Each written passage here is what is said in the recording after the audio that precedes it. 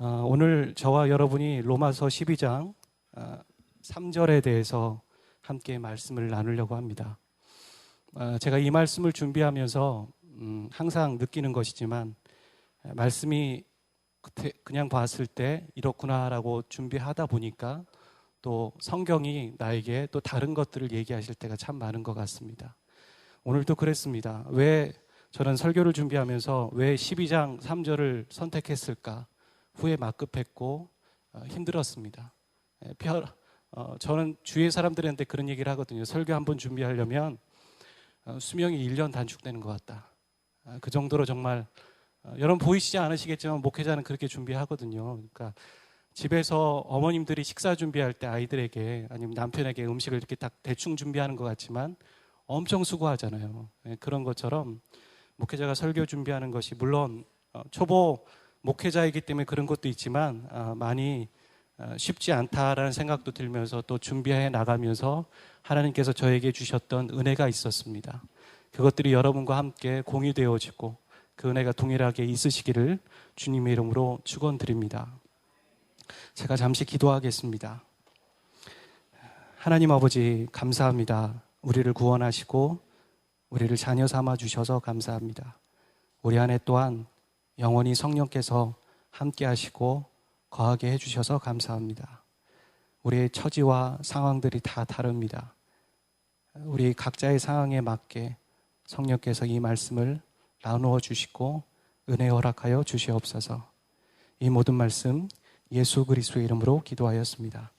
아멘. 예수님을 믿은 지 얼마 안 된 그리스도인이 저에게 찾아와서 하루는 물었습니다. 목사님, PPT 화면이 안 넘어가는데요.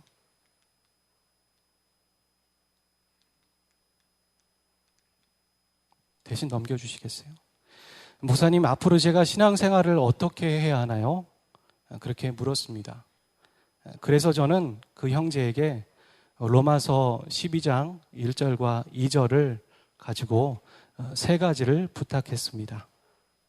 1절을 설명해 주면서 이런 얘기를 했습니다. 예배의 삶을 사시길 바랍니다. 그리고 두 번째는 그런 얘기를 했습니다.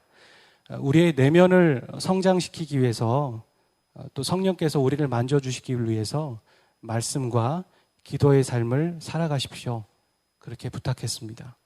그리고 세 번째는요, 그 형제에게 이렇게 말했습니다. 예배의 삶을 살고 성숙의 삶을 살기 위해서 가까운 교회를 선택하십시오. 그렇게 형제에게 부탁을 했습니다. 그 얘기를 했고 이제 뒤를 돌아서려고 하는데 이 형제가 저에게 다시 뭔가 하나의 질문을 해왔습니다. 그게 무엇이었을까요? 그 형제가 또 하나의 질문을 해온 것. 제가 객관식으로 준비를 했거든요.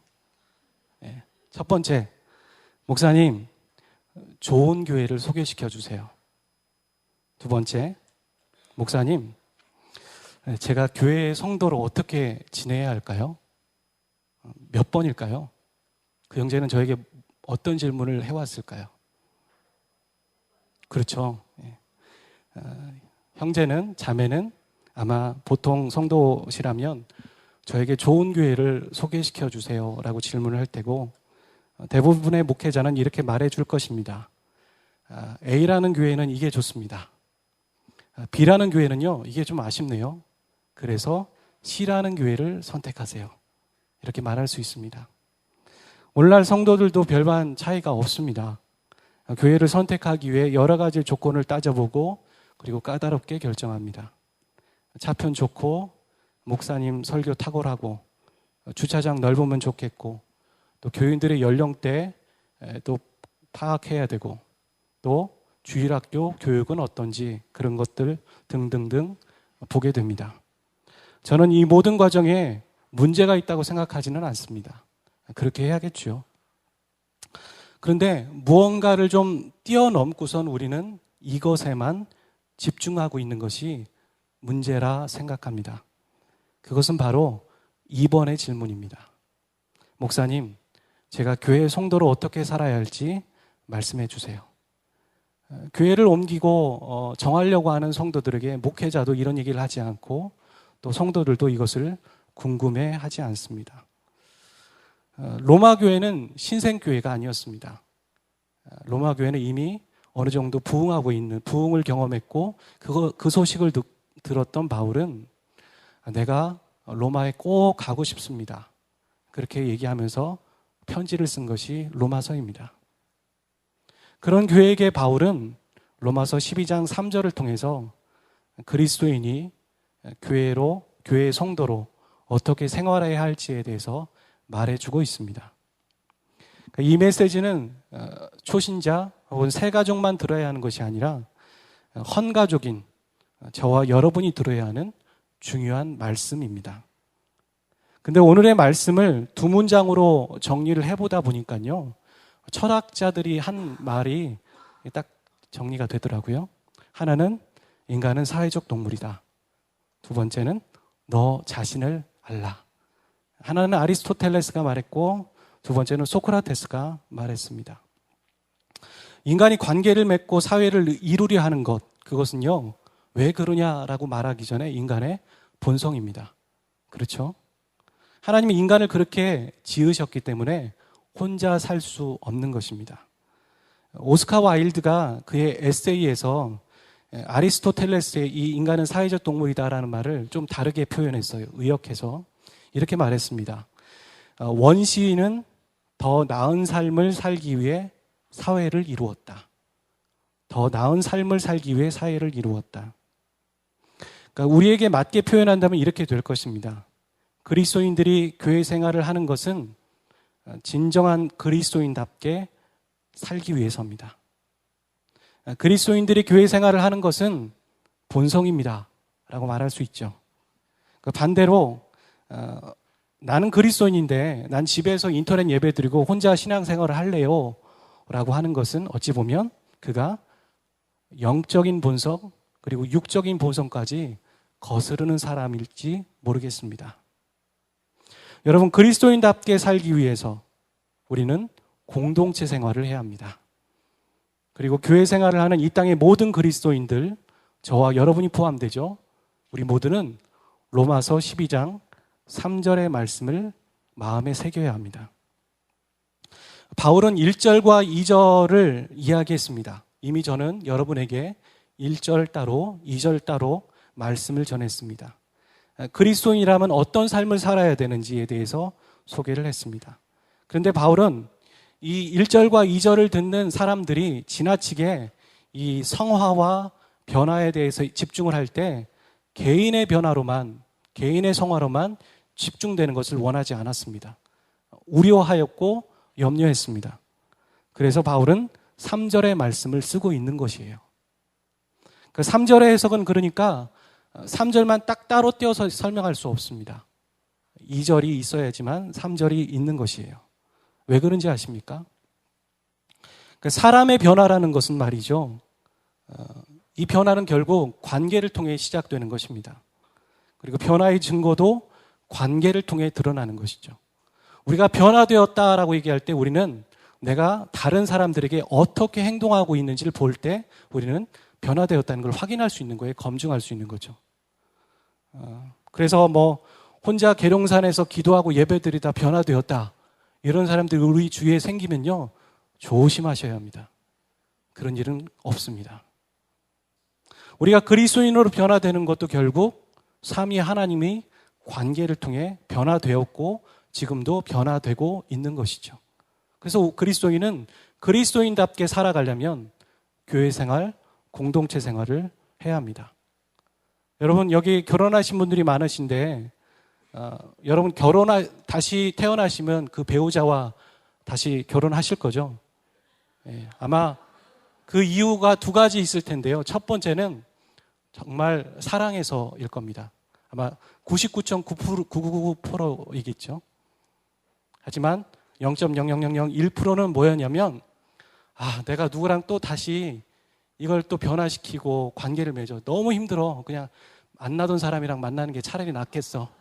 귀찮아서 그냥 다시 이 사람을 선택할래 하면서 0.00001%는 그런 이유이실 겁니다. 변화는 관계를 통해 시작됩니다. 그래서 우리가 변화되려면 공동체가 필요한 것이죠. 자, 오늘 본문으로 들어가 보려고 합니다. 바울은 먼저 내게 주신 은혜로 말미암아 각 사람에게 말한다라고 말합니다. 여러분, 제가 이 그림을 올려드렸는데요. 2년 전에 제가 찍은 사진입니다. 여기가 어딘지 아시겠어요? 예, 아시는 분도 계시죠? 여기 호텔, 대덕 호텔에서 보면은 공항 가는 버스 타는 데가 있잖아요. 거기서 좀 올라가다 보면 그곳입니다. 눈이 왔는데 너무 경치가 좋아서 사진기가 있어서 한 컷 찍었습니다. 저 배경 쓸만하시죠? 예, 괜찮죠? 일부 때보다 반응이 훨씬 좋군요. 저 배경에 누가 서 있다면 그 사람 참 사진 잘 나왔다, 그런 얘기 할 거예요. 그리고 어떤 때 우리가 사진을 찍을 때 배경이 너무 이상하면 왜 이런 데서 사진을 찍었어? 라는 말을 하곤 하죠. 바울은 지금 자신의 배경으로 자랑할 만한 게 너무 많은 사람이었습니다. 훌륭한 사람이었고요. 혈통도 좋았고요. 근데 그거를 다 배설물로 여긴다라고 고백하는 사람이 바울입니다. 그리고 자신의 배경은 예수 그리스도이시라고 말합니다. 그래서 그는 복음 때문에 고난받아도 당당할 수 있는 사람이었습니다. 그리스도인이 가장 초라할 때, 그때는 언제일까요? 세상을 배경 삼아 살아갈 때입니다. 그렇게 되면 짠맛 잃은 소금처럼, 성경의 말씀처럼 바닥에 그냥 밟히는 것이죠. 소금이 짠맛을 잃으면 무슨 소용이 있겠습니까? 그 그리스도인의 자존심은 예수님을 배경 삼을 때 나오는 겁니다. 그게 진정한 자존심입니다. 배고프고 돈 없고 혹은 불편하고 불이익을 당하고 심지어 망한다 할지라도 예수님을 배경 삼기 때문에, 말씀을 근거 삼기 때문에 내가 지금 선택한 결정이 가장 고상한 것이고, 그래서 당당할 수 있는 것입니다. 제가 주중에 한 형제와 차를 마실 일이 있었습니다. 그 형제가 사업을 하는데 오너예요, 오너. 초창기죠. 많이 힘든 것도 있고 어려운 시절을 겪고 있는데, 저는 그 형제의 고백을 듣고 참 제 마음이 부끄럽기도 하고 참 귀하다라는 생각들을 했습니다. 여기 기업하시고 사업하시는 분들도 잘 아시겠지만, 이게 관행 따라 어떤 일들을 하다 보니까 불법, 죄를 안 저지르면서 하는 것이 점처럼 쉽지는 않다는 것을 아실 겁니다. 근데 이 형제가 처음 초창기에 A팀과 B팀을 선택해야 되는 상황이 있었다고 합니다. A팀을 선택하면 당장은 아니더라도 자신에게 유익이 있고 이 사업에 유익이 있을 것 같고, B팀을 선택하면 당장엔 유익도 없는 상황이고, 누가 봤을 때 A팀을 선택하는 게 맞겠죠. 근데 A팀을 선택할 경우 말씀대로 자기가 이 회사를 경영할 수 없겠더라는 것입니다. 당장의 유익을 떨쳐버리고 손해를 보더라도 자기는 B팀을 선택했노라 라고 말했습니다. 그러면서 그 얘기를 한마디를 더 해줬습니다. 제가 예수님의 말씀 때문에, 예수님 때문에 말씀대로 이 회사를 경영하는데 혹시 그러다가 망할지라도 저는 괜찮거든요. 그런데 그거 괜찮다고 하는 팀이 바로 B팀이길래 저는 B팀을 선택했습니다 라고 말했습니다. 사랑하는 새누리 성도 여러분, 여러분 세상에 꿀리지 마십시오. 예수님 때문에 깊이고 당당하게 사시길 바랍니다. 세상 백 없어도 예수님 백으로 살아가시길 바랍니다. 우리 그리스도인이 그 정도의 포부와 당당함이 있어야 하지 않겠습니까? 아멘. 우리는 다음의 말씀을 생각해 봐야 합니다. 같이 한번 읽어주시겠습니까? 시작. 마땅히 생각할 그 이상의 생각을 성도로서 가져야 합니다. 품지 말아야 합니다. 여기서 생각하다라는 단어는 헬라어로 프로네오입니다. 그런데 이 휘페르라는 단어가 붙으면서 어떻게 되냐면 그 이상의 생각이라는 단어가 만들어지게 되는 것이에요. 이 휘페르라는 단어는 뭐뭐 위에 뭐뭐에 넘어 뭐뭐에 뛰어난 이런 얘기가 되죠. 그래서 이 말을 다시 풀어보면 이렇게 돼요. 생각할 것만 생각하고 분수에 맞지 않게 생각하지 마십시오. 생각할 것만 생각하고 오버하지 마십시오. 생각할 것만 생각하고 자신을 과대평가하지 마십시오라가 됩니다. 교회 안에서 우리 각자 분수에 맞게 자신의 위치에서 제 역할을 한다면 얼마나 아름답고 좋겠습니까? 생각만 해도 기쁩니다. 팀을 만들어서 단기 선교를 갈 때면요, 이 프로네오, 자기 위치에서 분수에 맞게 움직여가는 팀원들을 볼 수가 있게 돼요. 고되고 힘든 일인데 서로가 맡은 역할을 누가 시키지 않아도 착착착 자리에서 하는 모습을 보게 됩니다. 그럼 제 마음이 너무 흐뭇하고 감사해요. 그런데 저만 그것을 느끼는 것이 아니라 모든 팀원들이 제가 보는 걸 똑같이 느끼며 만족하는 것을 보게 될 때 저는 참 천국이 따로 없다라는 그런 생각들을 해보게 되었습니다. 그런데 팀이든 교회이든 문제가 생기는 이유는 우리 자신을 과대평가할 때 그렇게 되는 겁니다. 내가 하는 일만 하나님이 기뻐하시는 일이라고 생각할 때, 내가 꼭 있어야 하나님의 일이 된다고 생각하는 것, 나만 혼자 일을 다 하고 있다고 생각하는 것, 심지어 나를 통해서만 하나님은 일하셨으면 좋겠다라고 생각하는 것, 이 모든 것들이 휘페르 프로네오가 됩니다. 이런 생각을 갖는 사람들이 그렇다고 해서 타인이 보았을 때 무능할까요? 그렇지 않습니다.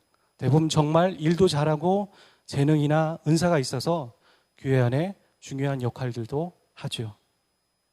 그런데 그런 분들이 자신을 과대평가할 때 본인 안에서 그리고 공동체 안에서 무슨 일이 생기는지 아십니까? 차별이 시작됩니다. 나를 과대평가한다는 건 그만큼 상대적으로 다른 사람을 천하게 혹은 낮게 여기는 것이죠. 비교하고 구분짓기 시작합니다. 교회 안에 그런 것이 없기를 위해 바울은 이 로마서 12장 3절을 썼을지 몰라요. 아니면 이미 로마 교회 안에 그런 일이 있기 때문에 해법으로 이 말씀을 썼을지 모릅니다. 어쨌거나 그런 일이 교회 안에 있습니다. 솔직히 사람은 개인차가 나죠.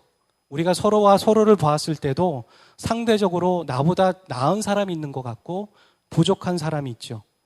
이런 현실 가운데 우리는 교회를 이루고 있습니다. 그리고 서로를 존중해야 하고 이해하고 품고 나가야 됩니다. 그럼 어떻게 이해하고 어떻게 존중하며 품고 나가야 할까요? 그냥 우리 각자의 인격과 지성을 믿어야 할까요? 그런 기준이 있다라고 바울은 지금 말하고 있습니다. 말씀을 한번 같이 읽어주십시오. 시작.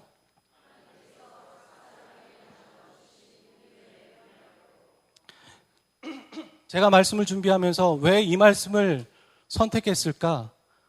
그렇게 생각했던 본문이 바로 여기에 있습니다. 각 사람의 분량대로.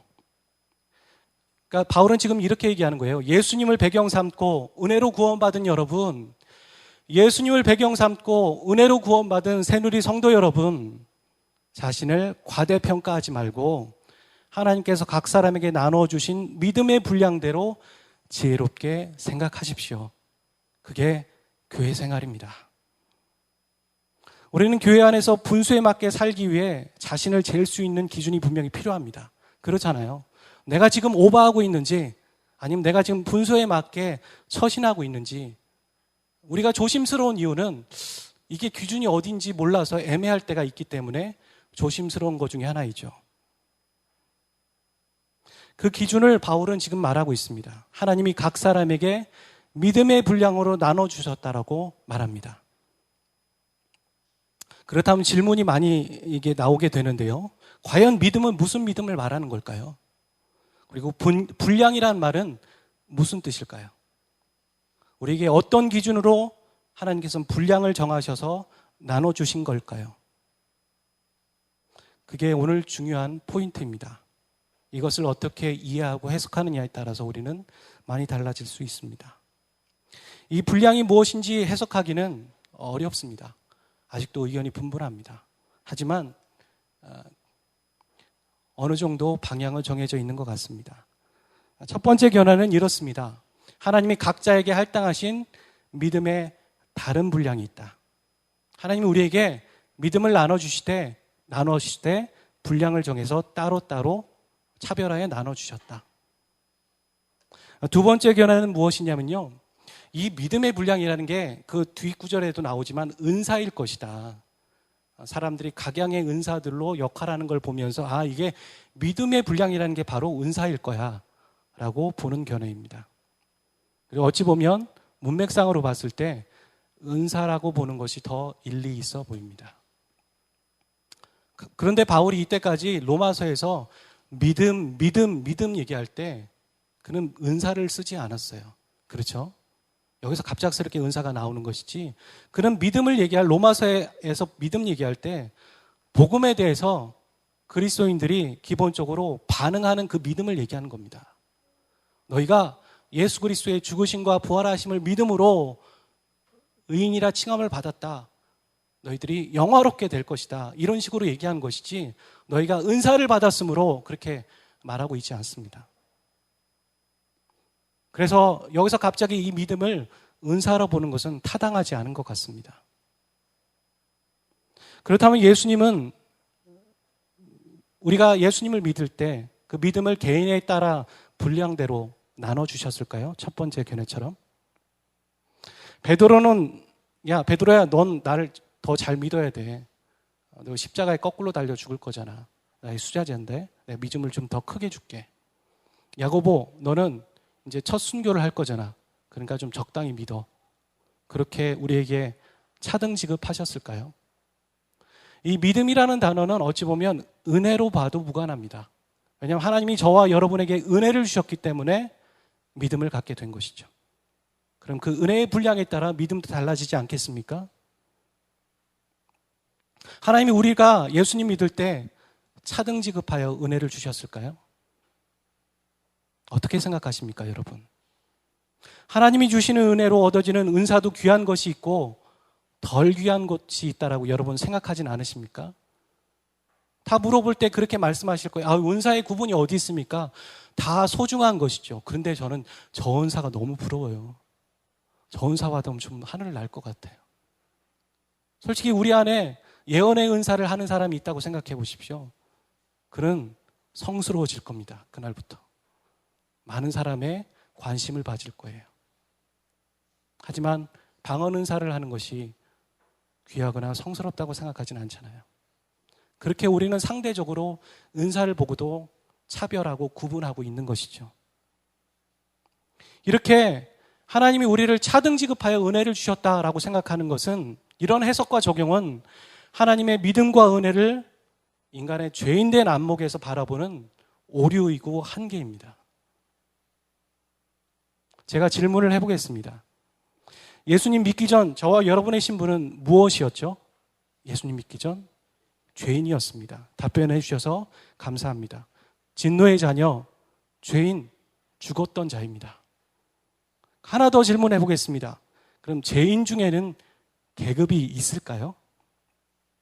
목사 죄인은 좀 영적이고, 박사 죄인은 학식이 좀 있고, 의사 죄인은 좀 더 건강하고, 부자 죄인은 좀 더 고상할까요? 여러분은 어떻게 생각하십니까? 인간이 봤을 땐 그럴지 모르지만 하나님 보셨을 땐 그냥 모두 죄인입니다.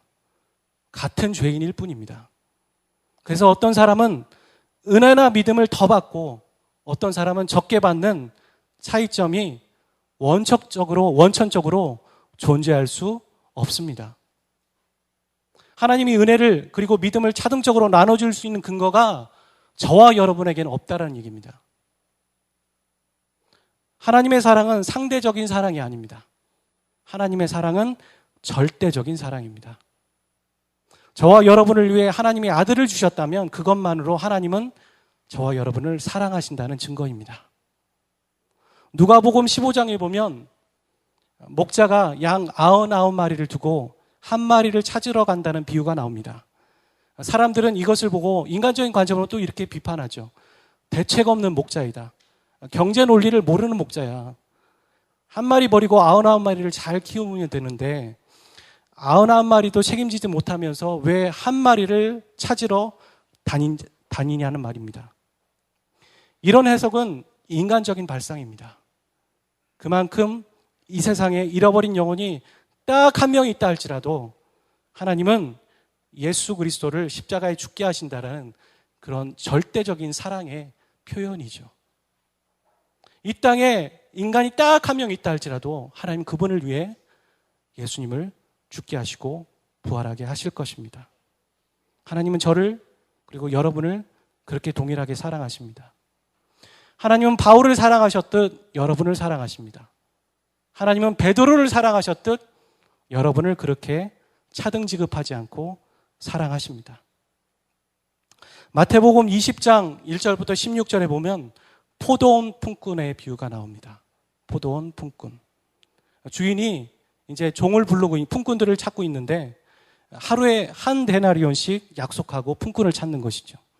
3시에 찾았습니다. 근데 사람이 많이 모이지 않으니까 6시에 다시 한번 모집하고 9시에 모집하고 11시에 모집합니다.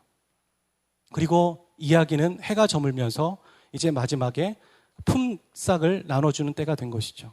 여러분, 우리가 인간적으로 생각했을 때 3시에 들어온 사람이 한 데나리온이면 11시에 들어온 사람은 한 데나리온을 받으면 안 됩니다. 그렇죠? 반이든 반의 반을 받는 것이 맞습니다. 많이 노력하지 않았기 때문에, 많이 일하지 않았기 때문에. 그런데 주인은 동일하게 하나씩 다 나눠주고 있습니다. 그걸 보고 사람들이, 어떤 사람이 나와서 화를 내고 불평을 하고 있는 거예요.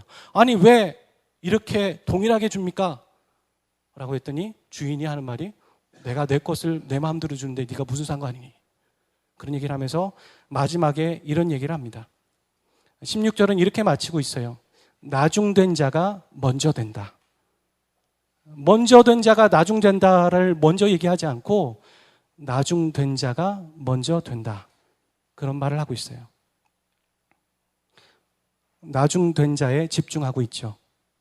뒤늦게 들어온 자들을 향한 하나님의 은혜를 말하고 있습니다. 11시에 들어온 자들이 바리새인이든 세리나 죄인이든 하나님은 먼저 믿은 제자들과 동일하게 그들에게 은혜 주시고 사랑을 베푸신다는 겁니다. 그런데 어찌 이 본문에서 로마서 12장 3절에서 하나님이 믿음의 분량을 정해서 사람들에게 차등 지급하신다, 그렇게 이해하고 해석할 수 있겠습니까? 바울도요, 믿음이 약할 수도 있다, 강할 수도 있다라는 것은 인정합니다. 분명히 서신서에 그렇게 나와 있어요. 잘 보십시오. 하지만 그리스도인의 믿음의 등급을 하나님이 구분하셨다라고 얘기한 적은 없습니다. 하나님은 저와 여러분이 예수님을 믿을 때 같은 믿음을 주셨습니다. 그래서 같은 믿음으로 하나님의 자녀가 된 것입니다. 만약 차이가 난다 생각하신다면 그것은 하나님이 주신 차이가 아니라 하나님이 주신 것을 내가 얼마나 알고 누리느냐의 차이일 뿐입니다. 그리고 많이 누리고 적게 누리는 것, 그것은 하나님이 더 사랑하시고 덜 사랑하신다는 차이도 아닙니다. 그러면 예수님의 십자가에 달려 돌아가실 때 구원받은 강도는 더 많이 사랑하신 걸까요? 우리보다? 아니면 더 조금 사랑하신 걸까요? 우리는 예수 그리스도를 믿을 때 같은 믿음을 허락받았습니다. 예를 들어서 온 가족이 식탁에서 식사하고 있을 때 가족 중에 한 사람이 물을 달라고 합니다. 그랬더니 주부가 주는 것이죠. 각 사람에 맞게 줍니다. 어린아이가 물을 달라고 하면 물병에 담아서 빨대로 먹을 수 있도록 줍니다. 사춘기 청소년이 물을 달라고 하면 어떻게 합니까? 예쁜 컵에 정성스럽게 줍니다. 남편이 물을 달라고 하면 어떻게 할까요? 그냥 먹던 밥그릇에 따라줍니다. 그런 일은 여러분 없으시겠죠? 하지 마십시오. 각 사람에게 제공된 모양이 달라도 주어진 내용은 같다라는 겁니다. 믿음의 분량이라는 말은 그 사람의 수준에 따라 하나님이 적절하게 주신다라는 의미가 아니에요. 이 믿음의 분량이라 할 때 분량이라는 단어는 메트론이라고 씁니다. 여러분, 메트론 음계 있잖아요. 메트론 음계. 메트론. 그 뭐예요? 기준이죠.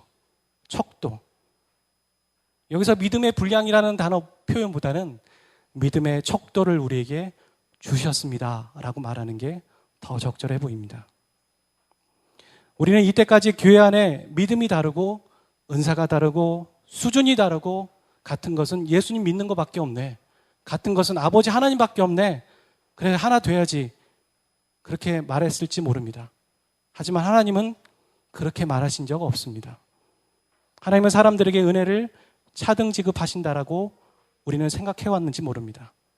아까 말씀드린 것처럼 그 증거가 하나가 누구는 더 귀한 일을 하고 누구는 더 덜 귀한 일을 하고 누구는 더 특별하게 은사받고 누구는 덜 특별하게 은사받고 그런 마음이 우리에게 있었는지 모릅니다. 하지만 오늘 말씀을 보면 우리가 예수님을 믿을 때 받은 은혜와 믿음이 같고 은사에 차등이 없습니다. 우리는 같은 선상에서 동일하게 출발했습니다.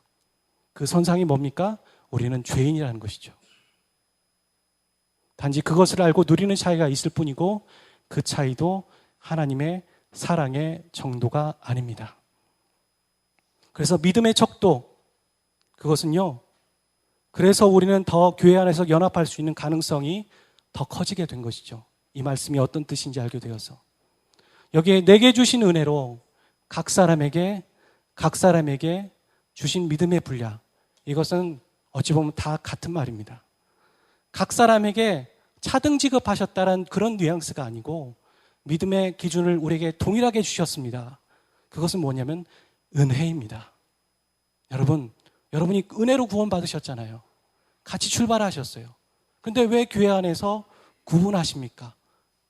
왜 과대평가하십니까? 왜 분수에 넘치게 하십니까? 왜 정의치를 지키지 못하십니까? 그렇게 말하는 것이죠. 건전한 판단력으로 자신을 평가하십시오. 그 건전한 판단력은 우리의 이성이 아닙니다. 우리의 지혜가 아닙니다. 그 건전한 판단력은 바로 복음의 기준입니다. 복음의 기준, 우리는 죄인이며 은혜 받았다. 사랑하는 저와 여러분의 삶 가운데 이 기준이 있으시고 회복되시기를 주님의 이름으로 축원드립니다. 같이 기도하겠습니다.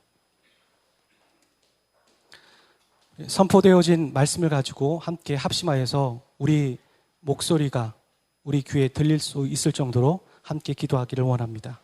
나의 기준은 어디에 있었는지, 나의 배경은 어디에 있었는지, 나의 기준, 이 말씀을 그전에도 읽으면서 그래, 내 좋은 판단력으로 나의 지성과 이성으로 적절하게 분수를 지켜야지 라고 생각하시지는 않으셨습니까? 그러면서도 우리는 은연중에 지체들을 구분하고 차등 지급하고 나누고 있지는 않으셨습니까? 심지어 하나님도 우리를 차별하고 계시다, 그렇게 원망하고 계시지는 않으셨습니까? 저는 제 의견을 드리지 않았습니다. 말씀이 무엇 하는지 들으시길 바랍니다. 말씀이 여러분에게 무엇이라 말하는지 귀를 열고 마음을 열고 들으시길 바랍니다. 하나님은 한 번도 여러분을 구분짓지 않으셨습니다. 하나님은 한 번도 여러분을 차등하여 차별하여 대우하지 않으셨습니다. 우리가 대우하지 않고 차별하지 않았는데 어찌 우리가 서로를 차별하며 우리 스스로도 구분짓겠습니까? 저와 여러분의 10년 가운데 이 복음의 기준이, 은혜의 기준이, 예수 그리스도의 배경이 회복되기를 위해서 함께 간절하게 기도하기를 소원합니다. 같이 기도하겠습니다. 아버지 하나님, 감사합니다. 우리를 구원하시고 우리를 자녀 삼아 주셔서 감사합니다. 우리 안에 또한 그리스도인으로서의 성도로서의 교회 안의 생활을 허락해 주셨습니다. 우리가 살아갈 때 우리의 기준으로 사람들을 판단하고 지체를 평가하며 하나님도 우리에게 차등하여서 구분하시고 하나님 구별하셨다라고 생각하는 그런 모순과 인간의 한계로 그것을 바라보고 있지 않은지 되돌아봅니다. 사랑하는 주님, 우리의 기준들이 회복되게 하여 주시옵소서. 우리의 기준이 우리 스스로의 판단력이나 우리의 지성과 이성이 되지 않도록 붙잡아 주시옵소서. 복음의 기준이 되게 하여 주시옵소서. 하나님도 구분하거나 차등하지 않은 것들을 우리가 차별하지 않도록 붙잡아 주시옵소서. 우리가 정위치에 있게 하여 주시옵소서. 우리가 분수를 지키며 목자면 목자로서, 목자면 목녀로서, 성도면 성녀로서, 주님 목회자면 목회자로서의 자기 위치를 지키며 나아갈 수 있도록 주님 은혜 허락하여 주시기를 원합니다. 우리를 교회 공동체로 묶어주시고 불러주시고 영적 가족으로 묶어주셨는데, 사랑하는 아버지 하나님, 우리 안에 주님 그것들이 회복되게 하시옵소서. 복음의 기준이 회복되게 하시고 은혜의 기준이 회복되게 하여 주시고 믿음의 분량의 척도가 회복되어질 수 있도록 우리를 은혜를 허락하여 주시기를 원합니다. 우리의 삶이 매일매일 변할 수 있도록 하나님, 우리가 변화되고 성숙되어지고 훈련받고 바뀌는 것들에 대해서 결코 부끄러워하거나 뒤로 물러서지 않도록 도와주시옵소서. 우리가 교회 공동체에 불편한 것들이 있더라도 더 사랑하게 하시고 더 품게 하시고 더 존중하게 하시고 더 하나 되어지는 우리의 모습들이 우리 안에 있을 수 있도록 허락하여 주시옵소서. 육적인 본성, 영적인 본성을 거스르며 혼자 신앙생활을 하려고 하는 죄인된 본성이 우리 안에 있음을 고백하오니 우리가 그것을 이겨나갈 수 있도록 성령께서 인도하여 주시고 바르게 바른 길로 안내하여 주시기를 소원합니다.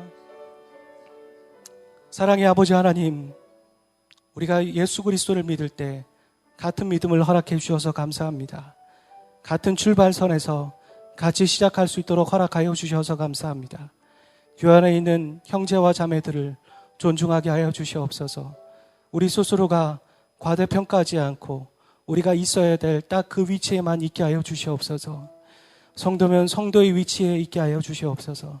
목자면 목자의 위치, 교사면 교사의 위치, 또 운영위원장이면 운영위원장의 위치, 목사면 목사의 위치, 전도사면 전도사의 위치에 딱 그 자리에만 있게 하여 주시옵소서. 그것들이 우리 스스로의 지성과 이성이 아니라 또한 그것이 하나님이 주신 믿음의 척도, 믿음의 분량, 바로 복음의 기준이 되게 하여 주시옵소서. 우리가 어디로부터 시작되었습니까? 우리는 죄인으로 시작되었습니다. 목사 죄인, 교수 죄인, 연구원 죄인이 없었던 것처럼 우리는 동일하게 죄인이었을 뿐입니다. 우리가 같은 선상에서 같이 시작했음을 기억하며 서로를 존중하는 새누리교회 모든 성도가 되게 인도하여 주시옵소서. 우리를 훈련시켜 주시고 우리를 더욱더 성숙시켜 주시고 변화시켜 주시옵소서. 이 모든 말씀 예수 그리스도의 이름으로 기도하였습니다. 아멘.